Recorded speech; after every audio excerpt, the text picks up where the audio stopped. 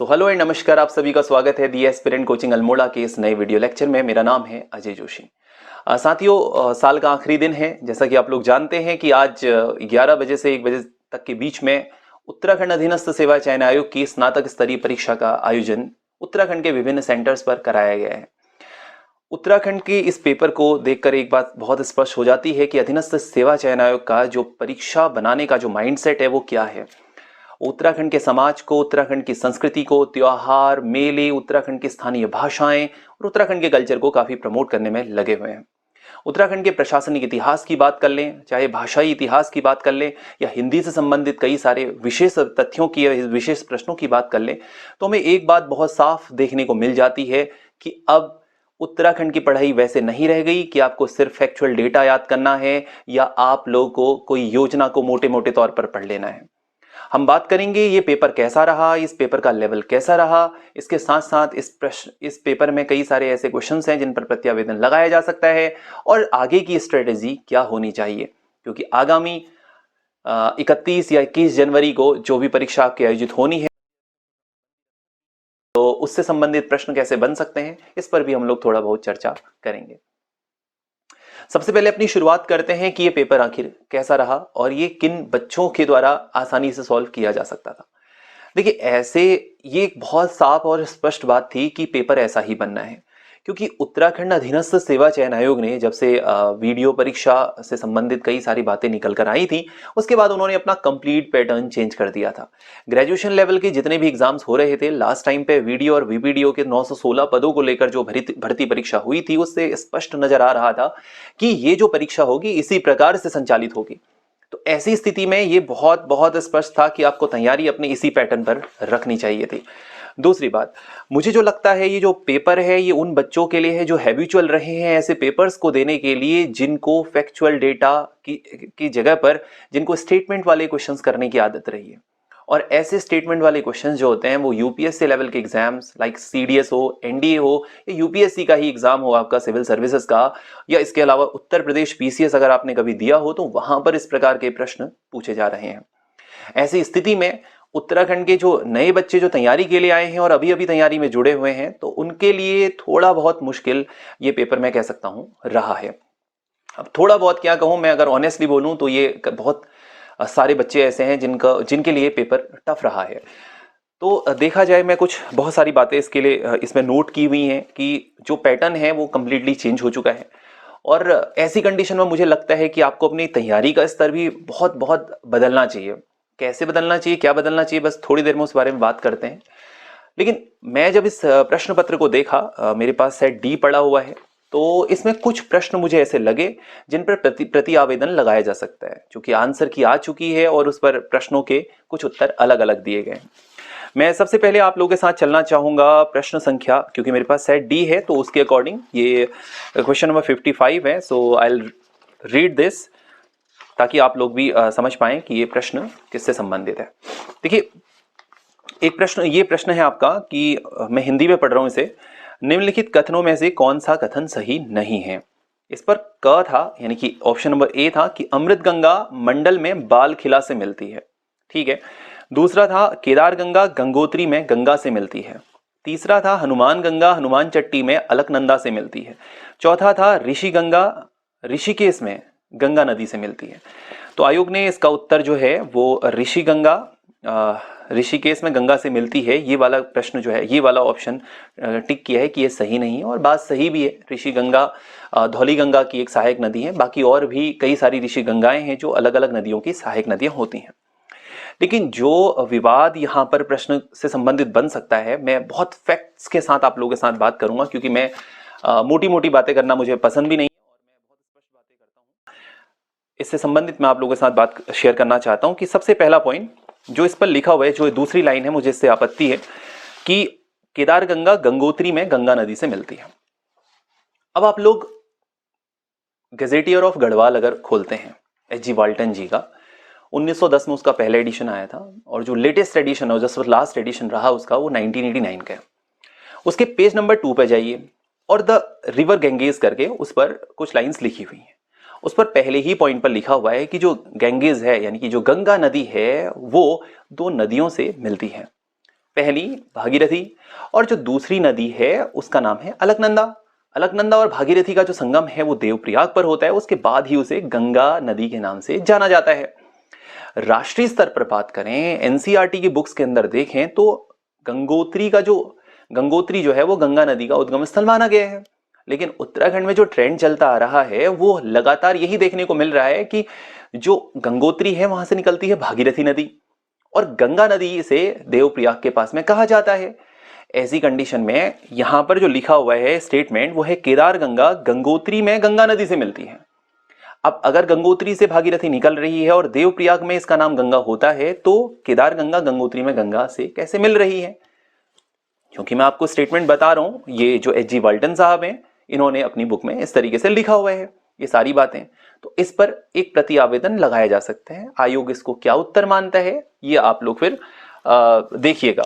एक स्टेटमेंट ये है, बाकी आप लोग का क्या कहना है इस पर आप लोग भी बता सकते हैं। लेकिन let me tell you one thing, अगर देखा जाए, मैं थोड़ा आप लोगों के सामने इसका मैप भी बना देता हूं एक बार, कि ये अगर हम लोग मानते हैं यहां से गंगोत्री को, और यहां से निकलती आपकी भागीरथी नदी है, सतोपन से निकलती अलकनंदा, यहाँ पे शॉर्ट में लिख दे रहा हूं भागीरथी और अलकनंदा, ये नदियां आकर मिलती हैं आपकी देवप्रयाग पे, और देवप्रयाग से इस नदी को गंगा कहा जाता है। हरिद्वार से बाहर होती है, बिजनौर पे एंटर करती है, यूपी पहुंचती है, यूपी के बाद बिहार जाती है, झारखंड जाती है, वेस्ट बंगाल पहुंचती है। यूपी है, चलिए ठीक है मैं शॉर्ट में भी लिख दे रहा हूं इससे डायरेक्टली, बिहार, झारखंड और लास्ट रहती है आपकी वेस्ट बंगाल। वेस्ट बंगाल में इससे एक नदी और अलग हो जाती है, जो ये नदी अलग होती है इसका नाम है हुगली, और इसके बाद जो इसकी धारा आगे बढ़ती है ये फिर से भागीरथी हो जाती है। तो उत्तराखंड में इसे 2 स्थान पर भागीरथी के नाम से जाना जाता है, मतलब सॉरी माफ कीजिएगा कि पूरे भारतवर्ष में से 2 स्थान पर भागीरथी के नाम से जाना जाता है। एक तो वेस्ट बंगाल पे और दूसरा इसका अपने उत्तराखंड वाले रीजन में। तो आयोग इसका क्या उत्तर देता है? आयोग ने उत्तर दिया है इसको गंगा माना है और इसको सही माना है। इस पर मुझे लगता है कि प्रति आवेदन इस बिहाफ पर लगाया जा सकता है कि उत्तराखंड में स्थानीय रूप से पहले से भागीरथी कहा जाता है। बाकी आपकी मर्जी। अच्छा, इसके अलावा जो दूसरा प्रश्न था मुझे लगा जिस पर कि प्रति आवेदन लगाया जा सकता है वो है क्वेश्चन नंबर 72, और इसके लिए मैंने रेफरेंस लिया हुआ है यशवंत सिंह कठोच जी की बुक मध्य हिमालय का इतिहास या उत्तराखंड का नवीन इतिहास आप लोग कह सकते हैं। उसका वो 3रा खंड है, 3rd एडिशन में। उस पर उन्होंने क्या लिखा हुआ है मैं आपको इसके बारे में भी, पेज नंबर 289 और पेज नंबर 299 में क्या क्या लिखा हुआ है मैं आपको उसके बारे में बता देता हूँ। देखिए पहले क्वेश्चन पढ़ लेते हैं। क्वेश्चन ये था कि नीचे दिए गए 2 वक्तव्य हैं, इसमें कथन ए और दूसरे को कारण कहा गया है आर। नीचे दिए गए कूट की मदद से उत्तर दीजिए। कथन ए था आरंभिक कत्यूरी राजाओं की राजधानी अस्कोट थी। ठीक है, स्टेटमेंट सुनिएगा ध्यान से। और दूसरा था कि अस्कोट की पहाड़ियों से गोमती नदी निकलकर काली नदी में मिल जाती है। अब थोड़ा सा इस पर विवाद इसलिए मुझे लग रहा है, आयोग ने इसका उत्तर दिया है ए और आर दोनों सही हैं, ओके, और परंतु आर ए का सही स्पष्टीकरण नहीं है। मित्र, अगर देखा जाए तो सबसे पहला स्टेटमेंट आरंभिक कत्यूरी राजाओं की राजधानी अस्कोट थी। देखिए सबसे पहली बात तो आरंभिक कत्यूरी कहा किसे जा रहा है, एक विवाद का प्रश्न ये बन जाता है आपका। आरंभिक कत्यूरी अगर देखा जाए कार्तिकेयपुर राजवंश की अगर हम लोग बात करें तो 700 ईस्वी के आसपास, जो कि अधिकांश इतिहासकारों का मानना है, चांदपुर गढ़ी के आसपास के क्षेत्रों में उसका पूरा का पूरा डेवलपमेंट हुआ। कार्तिकेयपुर उनकी प्रारंभिक राजधानी थी, 300 सालों तक वहीं शासन किया। इसके बाद 1000 ईस्वी के आसपास में जब पंवार वंश का राइज होना शुरू हो गया तो 1000 ईस्वी के आसपास में उन्होंने अपनी राजधानी रणचूला हाट, जो कि वर्तमान समय में गोमती नदी के तट पर गरुड़ के पास में पड़ता है, वहां पर शिफ्ट कर ली। तो 1000 ईस्वी के आसपास जो है वो आरंभिक कत्यूरी कहलाए जाने चाहिए। यही बात आरंभिक शब्दों के साथ जो है, मतलब कि आरंभिक कत्यूरी शब्दों के साथ यशवंत सिंह कठोच साहब ने अपनी पुस्तक में लिखा हुआ है, अपनी किताब उत्तराखंड का नवीन इतिहास में लिखा हुआ है। पेज नंबर 299 खोल सकते हैं और 289 भी देख सकते हैं। दूसरी बात, आप लोगों ने अगर उत्तराखंड का एक मेरा वीडियो है ये जो है आपका सरयू नदी तंत्र का, वहां पर गोमती के बारे में पढ़ा हो तो मैंने बताया था कि गोमती नदी गरुड़ में ही एक डेबरा श्रेणी है, वहां पर एक पर्वत है वेणु पर्वत, वहां से ओरिजिनेट होती है, ओके, और बागेश्वर में जाकर इससे मिलती है। यहां पर कारण क्या दिया सुनिए। अस्कोट की पहाड़ियों से गोमती निकलकर काली में मिल जाती है। ये स्टेटमेंट अपने आप में ही पूरी तरह रॉन्ग है। और यहां क्या लिखा हुआ है, ए और आर दोनों सही हैं, ओके, परंतु आर ए का सही स्पष्टीकरण नहीं है। भाई अस्कोट की पहाड़ियों से, मैं आपको इसका फैक्ट भी दे दूंगा कि वेणु पर्वत से निकलती है, गूगल का पूरा डेटा मेरे पास पड़ा हुआ है कि और इसमें लिखा हुआ है अस्कोट की पहाड़ियों से गोमती नदी से निकलकर काली में मिल जाती। काली में मिलने का तो कोई मतलब ही नहीं है इसका, ये तो सरयू के माध्यम से अपना जल काली में गिराती है। तो मीटिंग पॉइंट आपका जो है गोमती नदी का वो रहा है आपका बागेश्वर के अंदर, बागनाथ मंदिर के पास में। तो इसलिए ये दोनों स्टेटमेंट जो मेरे अकॉर्डिंग है वो गलत होने चाहिए और आंसर इसका डी होना चाहिए जो आयोग ने सी दिया हुआ है। और अगर ये जो है ए दे देते वो भी कुछ हद तक सही मान सकते थे, लेकिन मैं जो ऑप्शन नंबर जो कथन है, कथन को इसलिए भी गलत मान रहा हूं ए को कि अस्कोट नहीं आरंभिक कत्यूरों की राजधानी अस्कोट थी। मैं आपको बता देना चाहता हूं इसके बारे में, 1000 से लेकर 1050 ईस्वी के पास तक ये लोगों की पूरे संयुक्त रूप से इनकी राजधानी कत्यूर घाटी के अंदर ही रही है, जो कि रणचूला हाट आपकी जो है बैजनाथ के पास में है। 1000 के बाद इनकी करीब 15 शाखाएं बटी हुई हैं और उसी में से अस्कोट भी एक शाखा है। अस्कोट शाखा की स्थापना जितना मैं पढ़ पाया मुझे ध्यान है 1279 में अभयपाल नाम के एक शासक ने की है। ऐसी कंडीशन में आयोग कह रहा है कि इनकी आरंभिक राजधानी कत्यूरियों की आरंभिक राजधानी वो अस्कोट हुआ करती थी। तो ये स्टेटमेंट मुझे सही नहीं लगा, ये गलत स्टेटमेंट है। ऐसी कंडीशन में इस क्वेश्चन पर भी प्रत्यावेदन लगा दिया जाना चाहिए। मैं आपको इसके साक्ष्य भी पीडीएफ के फॉर्मेट पे उपलब्ध करा दूंगा जल्दी ही। इसके साथ साथ तीसरे प्रश्न पर बात करते हैं जो मुझे लगता है कि जिस पर प्रत्यावेदन लगाया जाना चाहिए। यह है क्वेश्चन नंबर सेट डी के अकॉर्डिंग 76 और इसको थोड़ा ध्यान से सुनिएगा। निम्नलिखित में से सही युग्मों को चुनिए और कूट के आधार पर उत्तर दीजिए। जिम कॉर्बेट राष्ट्रीय उद्यान का मुख्यालय कालागढ़ दिया हुआ है जो कि पौड़ी गढ़वाल में पड़ता है और वहां पर एक बांध भी स्थित है और वहां पर उसका मुख्यालय नहीं है। रामनगर इसका एंट्री गेट है, बाकी पौड़ी गढ़वाल में भी 2 एंट्री गेट इसके और बने हुए नए। इसके अलावा दूसरा था मायावती आश्रम चंपावत, चैती मेला काशीपुर, झंडा मेला देहरादून। देखिए आयोग ने इसका उत्तर दिया है, इसमें मैच द फॉलोइंग था, मतलब कि कौन से सही हैं। तो आयोग ने इसका उत्तर दिया है कि चैती मेला काशीपुर और झंडा मेला देहरादून सही है, 3 और 4 सही हैं। अब एक मैं बात आयोग से भी और आप लोगों से भी पूछना चाहता हूं, अगर मैं गलत हूं तो मुझे बताइएगा प्लीज।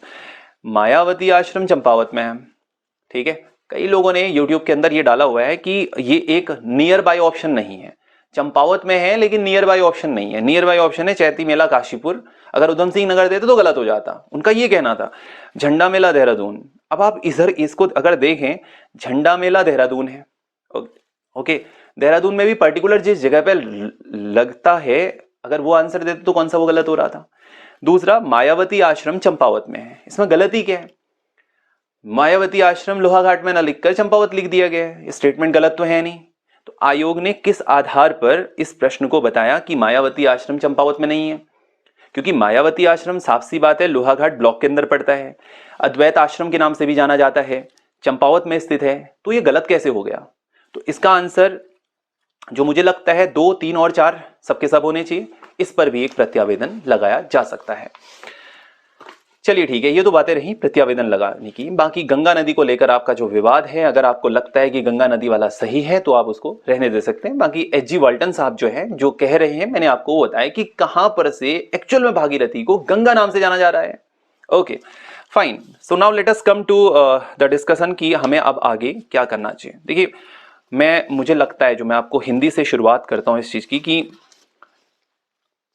हिंदी से आपको आगे को क्या करना चाहिए। मुझे ऐसा लगता है कि पहली बात तो यह है कि आप जो है हिंदी के जो गढ़वाली और कुमाऊनी भाषा के जो मुहावरे हैं उनको अच्छे से डिस्कस करें, अच्छे से उनके बारे में जो है पूरा मतलब उनको पूरा ध्यान से सुने, इधर उधर देख लें। और कई सारी उत्तराखंड की बहुत सारी ऐसी बुक्स हैं, अगर नहीं भी है तो मैं आपको प्रॉमिस कर रहा हूं कि मैं आपको यूट्यूब पे वो सारी की सारी वीडियोस बना के दे दूंगा। आप लोग गढ़वाली कुमाऊनी और जितना भी सब कुछ है वो लोग एक बार पूरा पढ़ लीजिएगा, कहावतें जो भी हैं सब कवर करा दूंगा आपको। इसके साथ साथ जो मुझे लगता है, जो इस पेपर को देख के लगा कि उत्तराखंड के प्रशासनिक इतिहास पर आप लोगों को जोर दिया जाना बहुत ज़्यादा जरूरी है, क्योंकि जो पॉलिटिकल हिस्ट्री है उससे ज़्यादा प्रश्न बन नहीं पा रहे हैं। एक आपका जो है प्रताप शाह से बना था, अंग्रेजी शिक्षा की किसने शुरुआत की है। बाकी तो लगभग जो प्रश्न मुझे लग रहा है कि वो प्रशासनिक हिस्सों से ही पूछे जा रहे हैं, एडमिनिस्ट्रेटिव हिस्से से ही पूछे जा रहे हैं, तो ऐसे प्रश्नों को भी ध्यान में रखिए। उत्तराखंड की अर्थव्यवस्था को बहुत अच्छे तरीके से पढ़ लीजिए। इसके साथ साथ उत्तराखंड की संस्कृति, समाज, मेले, त्योहार, इसके साथ जो छोटे छोटे मेले हैं ना, वो प्रश्न भी काफी पूछे जा रहे हैं बच्चों। जो ट्रेंडिंग में चल रहा है वो क्या चल रहा है, इसको भी देख लीजिए आप लोग। अब कुछ ऐसे प्रश्न होते हैं जिनके उत्तर आप हमेशा सही नहीं दे पाएंगे, एक यूनिवर्सल फैक्ट है। लाइक 2020-21 के टाइम पे सबसे ज्यादा कौन सी फसलों का उत्पादन हुआ, उस पर अगर तुक्का लगाया जा सकता था तो इस तरीके का था, क्या लॉजिक लगाया जा सकता था तो वो इस तरीके का था कि 2023 में मिलेट मिशन की शुरुआत की गई है, उसको बेस बनाकर हो सकता है आयोग ने इस तरीके का प्रश्न पूछ लिया हो। इसके साथ साथ तो इसलिए वो मंडुवे का उत्पादन, आयोग ने उत्तर सही दिया कि सबसे ज्यादा मंडुवे का उत्पादन हुआ, फिर और फसलों के बारे में वहां पर बताया गया। मैं आप लोगों को सजेस्ट करूंगा कि अब उत्तराखंड के अंदर आप लोग जो है योजनाओं को सिर्फ कब शुरुआत हुई, किस तारीख को शुरू हुई, कहां से शुरू हुई, इतना ना पढ़ें, आप डिटेल के अंदर जाएं। अभी सीएम धामी साहब ने जो है मेरी योजना पुस्तक लॉन्च की हुई है, राइट, मेरी योजना पुस्तक लॉन्च की हुई है, जिसमें करीब करीब 400 योजनाएं हैं, उसके बारे में आप लोग पढ़ सकते हैं। और मैं ये नहीं कह रहा कि 400 की 400 योजनाएं पढ़ी हैं, कुछ योजनाएं आप लोग पढ़ लीजिए। इसके साथ साथ एक बहुत इंपॉर्टेंट बात आप लोगों के साथ करना चाहूंगा। देखिए, जो ट्रेंड, जो नॉर्मल टॉपिक्स थे, जिस तरीके के क्वेश्चंस पहले बन रहे थे बच्चों, मुझे लगता है कि आप लोगों को अब ऐसे प्रश्नों को भूल ही जाना चाहिए, खासकर जब हम अधीनस्थ सेवा चयन आयोग की बात कर रहे होते हैं। लेकिन सबसे पहले अपना बेस तैयार कीजिए और उसके बाद थोड़ा सा प्रशासनिक शब्दावली की तरफ ध्यान देना शुरू कीजिए। अर्थव्यवस्था के जो प्रश्न बन रहे हैं वो बहुत अच्छे लेवल के हैं। मैं आपको अगर ऑनेस्टली इस बात को बोलूं, उत्तर प्रदेश पीसीएस लेवल के जो प्रश्न हैं वो यहां पर देखने को मिल रहे हैं। योजनाओं से संबंधित जो भी प्रश्न हैं आप उनको बहुत अच्छे से कर लीजिए। और इसके बाद मुझे ये देखने को मिला कि 50 नंबर के बाद, जो कि सेट डी है मेरे पास, इस सेट डी में ये है कि 50 नंबर के बाद सीधे उत्तराखंड डाली गई है 40 नंबर्स की, और इसके बाद 10 नंबर की रीजनिंग डाली गई है। बच्चों, उत्तराखंड के अंदर ज्यादातर जो बच्चे होते हैं, मैंने देखा हुआ है कि वो रीजनिंग और मैथमेटिक्स में थोड़ा बहुत कमजोर होते हैं। अच्छी नॉलेज को अगर आप लोग, अच्छे मार्क्स अगर आप लोग गेन करना चाहते हैं, तो मैं आप लोगों को हमेशा ही सजेस्ट करूंगा कि आप मैथमेटिक्स और रीजनिंग का पोर्शन भी ध्यान में रखें। इसके साथ साथ जो आने वाली जो परीक्षा है उसके लिए आपको अपने आप को खुद इसी तरीके से तैयार कीजिए। मैं आपको बीच बीच में जो क्वेश्चन पेपर्स हैं, हमारे यूट्यूब चैनल के साथ साथ हमारा जो है व्हाट्सएप चैनल भी है, अगर आप उसके साथ जुड़ना चाहते तो लिंक शेयर कर दिया जाएगा, वहां पर आपको पोस्ट करता रहूंगा। आप लोग इस तरीके के क्वेश्चन भी सॉल्व कर लीजिए। साथ ही साथ हमारे इंस्टीट्यूट की ऐप भी है, दी एस्पिरेंट के नाम से, आप लोग उसे भी डाउनलोड कर सकते हैं। और अगली बात मैं आप लोगों से करना चाहूंगा कि आप किसी भी चीज को देखकर कोई भी क्वेश्चन देखकर घबराइएगा नहीं। जब भी आप लोग एग्जाम की प्रिपरेशन कर रहे होते हैं, नकारात्मकता का एक भाव हमेशा ही रहता है। नया साल आ रहा है, नए जोश, नई उम्मीद, नई आशा के साथ आगे बढ़िए और जिस लक्ष्य को निर्धारित किया उसे पूरा करने के लिए दिन रात एक कर दीजिए। देखिए, हम लोग मिडिल क्लास और लोअर मिडिल क्लास को बिलोंग करते हैं और ऐसी कंडीशन में हमारे लिए पढ़ना ही सबसे ज्यादा जरूरी है बच्चों। मैं आपको ये सजेस्ट करूंगा कि पढ़ाई, अगर आप स्टूडेंट लाइफ में हैं तो पढ़ाई का कोई सेकंड ऑप्शन नहीं है। अगर आप लोग प्रिपरेशन कर रहे हैं तो फिर ऐसी प्रिपरेशन कीजिए कि आपके अलावा कोई दूसरा वो प्रिपरेशन ना कर रहा हो। मैं कई बार क्लास में बच्चों को बताता रहता हूं कि आप उस पन्ने की उस टॉपिक को, उस टॉपिक की उस लाइन को, उस वर्ड को अगर उतनी रिस्पेक्ट देते हैं जितना वो डिजर्व करता है, तो वर्ड, वो लाइन, वो टॉपिक और वो पेज भी आपको उतनी ही नॉलेज देगा जितना आप उसे अच्छे से पढ़ रहे हैं। नया साल आ रहा है, अपने आप को अनुशासित रखिए, अपने आप को एक बहुत बेटर प्लेटफॉर्म पे लेके जाने की कोशिश कीजिए। जल्दी हमारे इंस्टीट्यूट के नए बैचेस भी शुरू होने जा रहे हैं। अगर आप लोग ज्वाइन करना चाहते हैं so most welcome. Thank you so much. All the very best and wish you a very, very happy new year.